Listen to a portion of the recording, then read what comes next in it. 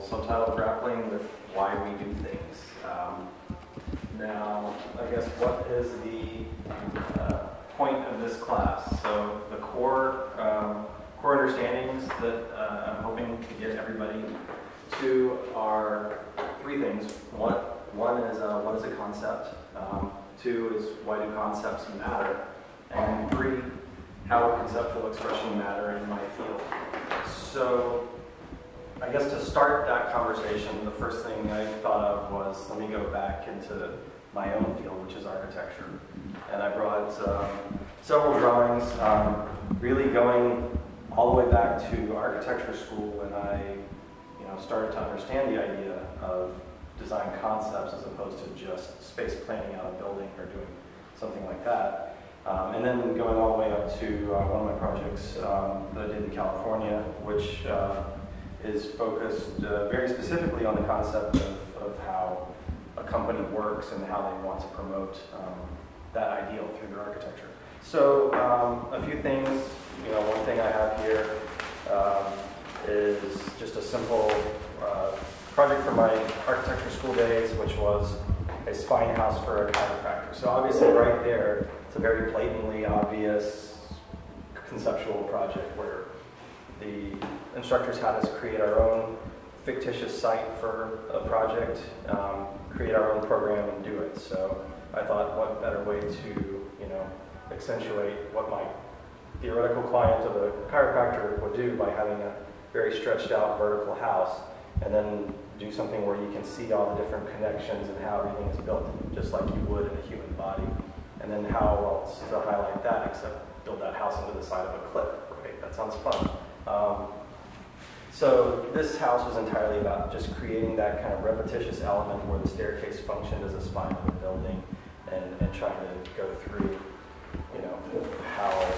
how those connections, between, see if I can pull up another sketch of it, go down to, how does the handrail tie into the different pieces. So the idea was to take that concept and bring it all the way through the entire design.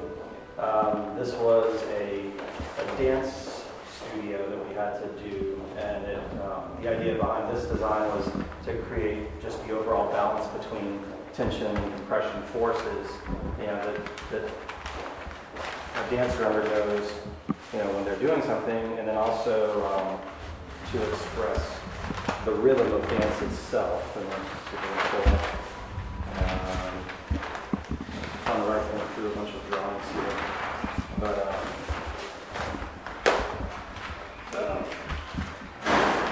there. So just looking at an elevation drawing, how you have these constant repetitious elements, and so it's the idea is each one of these is kind of carrying its own rhythm, but the rhythms also begin to overlap through the design so that you can see the complexity of music within the dance.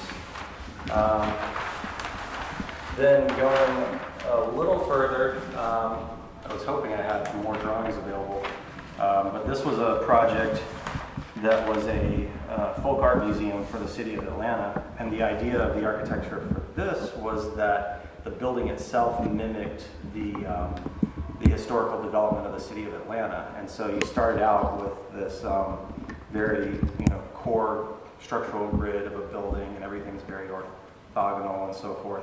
But then if you look into how Atlanta developed, it really took that basic grid and then it overlaid it with a couple of other street grids that were formed through Native American pathways and so forth, and just with the geology of the city. And then you go to the next level, and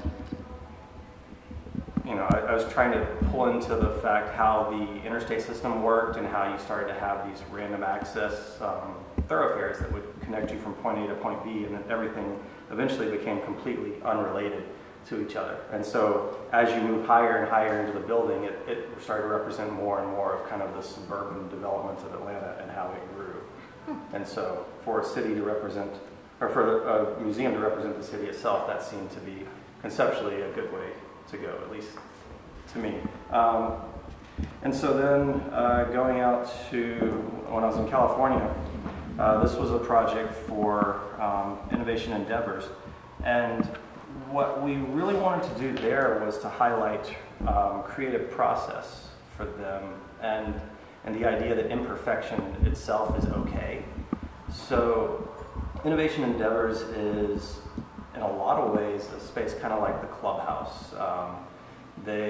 It's a bit of a hackerspace environment, but it's also run by a venture capital firm, and they make investments. So we had to have this balance between the sophistication of a venture capital company as well as the idea that this is an open, collaborative space.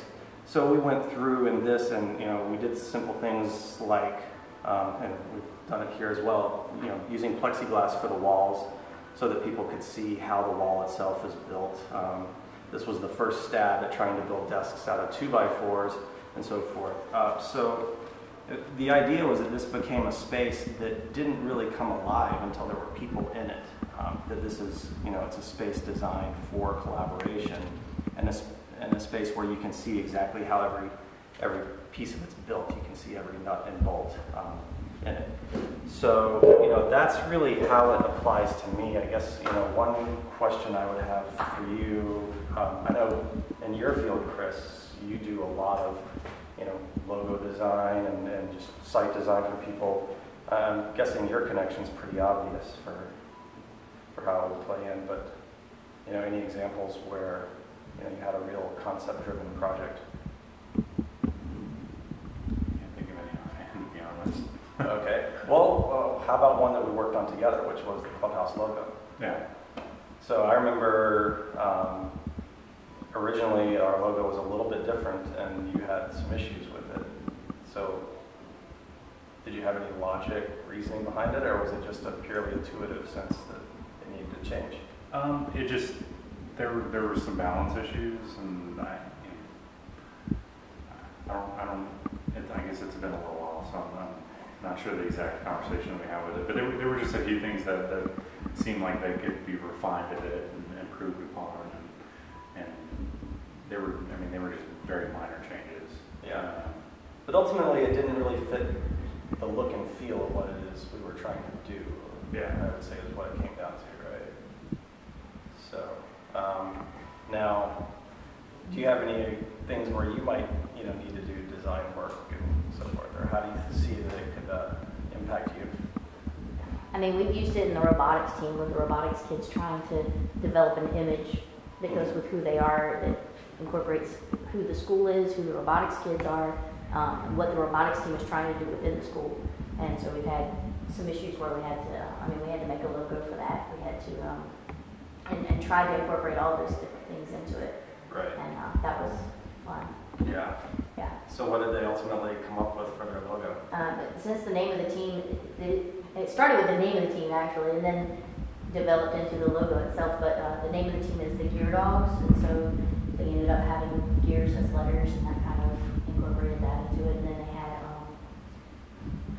they had the team number on it, and then they had the school colors wrapped into it, and they wanted somehow to put something about school pride on their shirt too, because they want to increase pride in the community and the community's pride in the school. So we still haven't figured out how to wrap that in. So but it's getting there. Yeah, but what it ultimately does is it also, I don't know if they go into this very much, but it gives them a story to tell people if they show off the shirt or anything else. It's kind of like, hey, this is why we did what we did, and it gets other people motivated and behind what they're doing, right? Yeah. Any examples for you? Well, my concepts aren't so visual. I have to think about, when I write code, how much memory is it going to take up, how efficient is it going to run. So, I have to look at it from a different perspective. I have to see how it's going to function underneath, but nobody's ever going to see it. Right. So your ultimate concept really is more related to the efficiency of the code and how well it works. But that's honestly an incredibly valid part of designs. A lot of people will go in, and I know I don't have a specific example of coding that I can look upon, but I have to do drawing work all the time, and the drawings themselves, you might not think, okay, well, there's this concept behind it, but there's I'm always trying to tell a story with how I present a picture of this, as well as just what the actual building will be, and sometimes, efficiency becomes the core why question of what you're doing. So anyway, I guess, you know, what I also wanted to stress to everybody is what this class is not doing is it's not teaching you a design style. This is really purely about design principle itself and trying to understand, if I haven't said it enough times, why you do what you do. I'm a big fan of the Matrix movies. If anybody's ever talked to me, then there's a great speech from the Merovingian in the second movie about cause and effect and the whole relationship with causality, and that, you know, choice is an illusion created by people with power, and that really the ultimate power that you gain is by understanding why something is done, because that's the only way you can influence other people's choices. So what this comes down to is understanding why. So, starting with a very basic question. This is our slide that we've been showing over and over with just a mild change of the text. So this is our slide template. And granted, this is slightly stretched out of proportion because the screen and I was rushing and didn't take that into account, but why would I possibly do the slide with this layout? What am I trying to convey here? Any thoughts?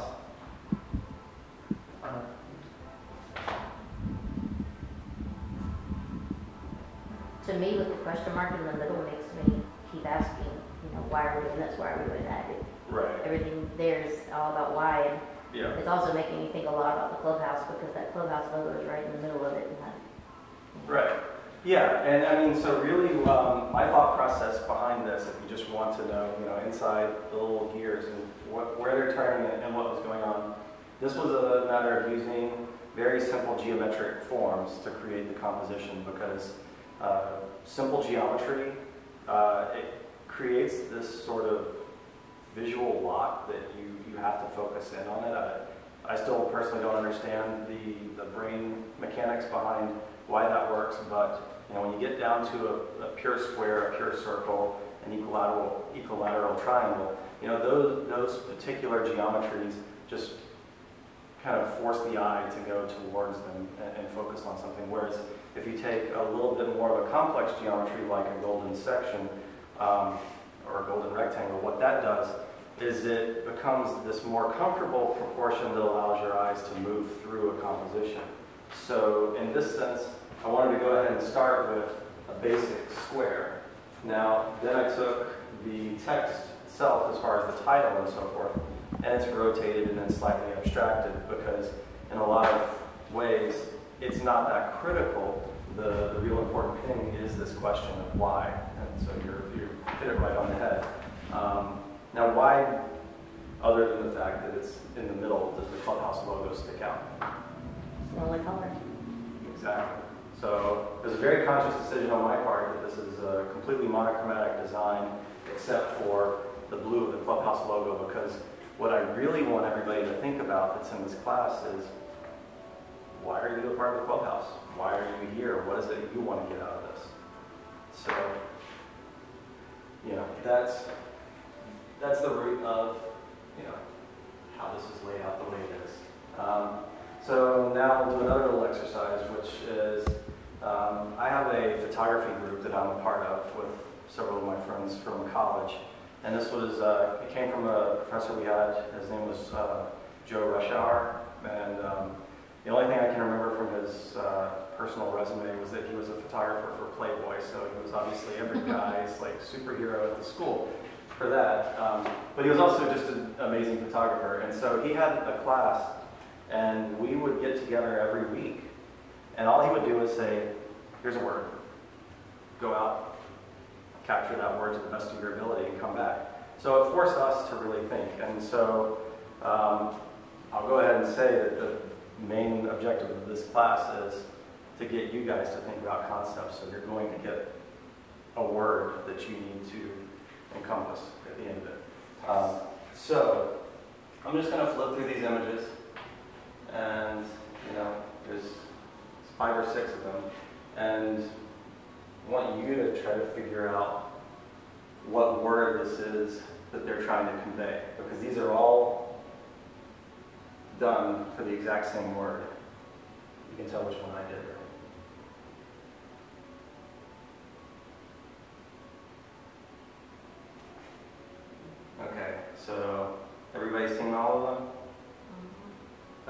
So the word is grip.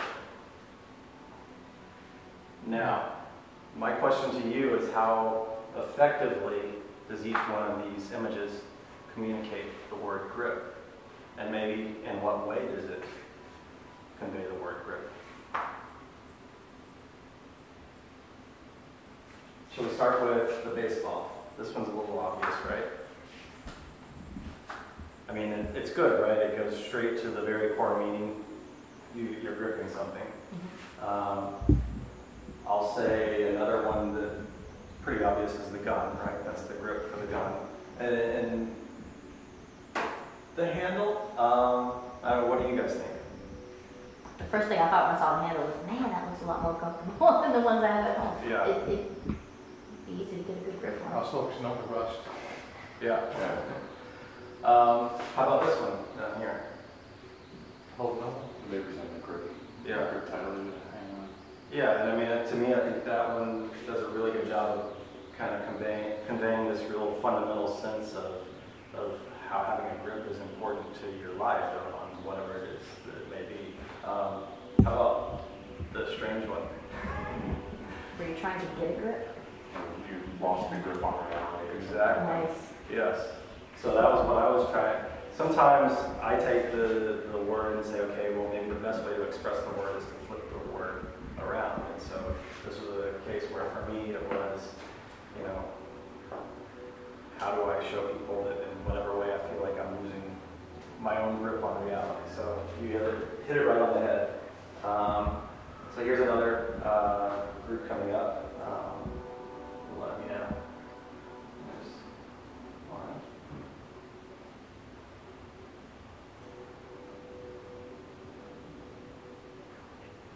Any thoughts yet? Layers, sex. Not quite.